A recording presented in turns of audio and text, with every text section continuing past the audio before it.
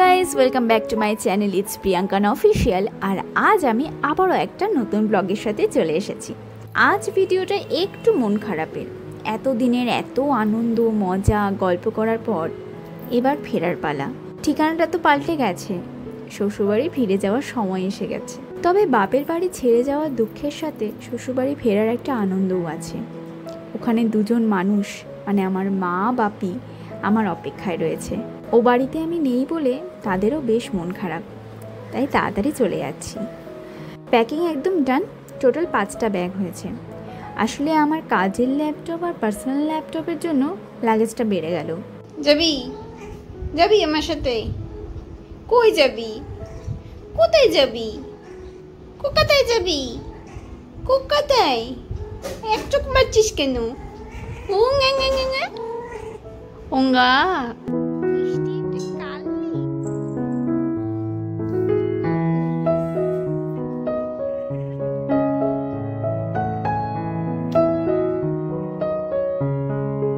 একদিন যেন নিজের জায়গায় ছিলাম। চেনা অলিগলি, চেনা মানুষজন, পথঘাট, একা একা যে কোনো জায়গায় চলে যাওয়া যেত।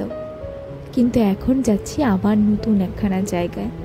নতুন জায়গা, নতুন লোকজন, পথঘাট সব চিনতে বেশ সময় লাগছে।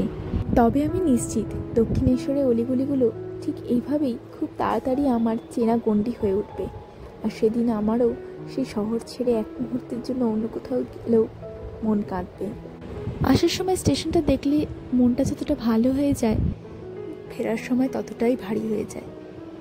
ঠিক যেমন ছোটোবেলায় পড়ন্ত বিকেলগুলোতে মামা বাড়ি থেকে ফিরতাম, চারদিকটা নিস্তব্ধ, যেন শহর কোথাও গিয়ে একটা বিদায় জানাচ্ছে, ঠিক তেমন অনুভূতি।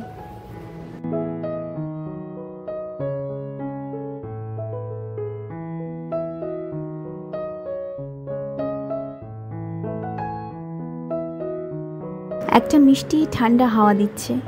গরমের দাবদাহের মধ্যে এ যেন এক শান্তির আবহাওয়া।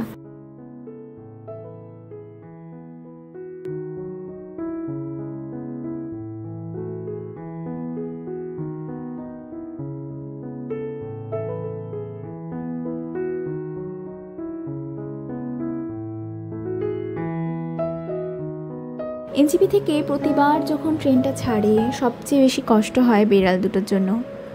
কবে যে আবার ওদের জড়িয়ে ধরবো সেই অপেক্ষা শুরু হয়। কষ্ট মা বাবার জন্য হয়, আদর আবদারের জায়গা তারা আমার, তাদেরও যে আবার কবে দেখতে পাবো। তবে এবার বাবা সাথে আছে, তাই মন খারাপটা একটু কম।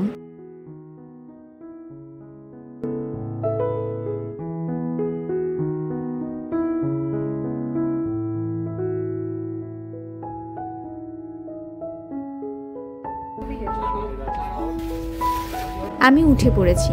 রাত এখন 3টে। লাগেজগুলো বের করে বাবাকে ডেকে তুলব, তাতে বাবার আরেকটু বেশি ঘুম হবে। ট্রেন দক্ষিণেশ্বর ঢুকছে।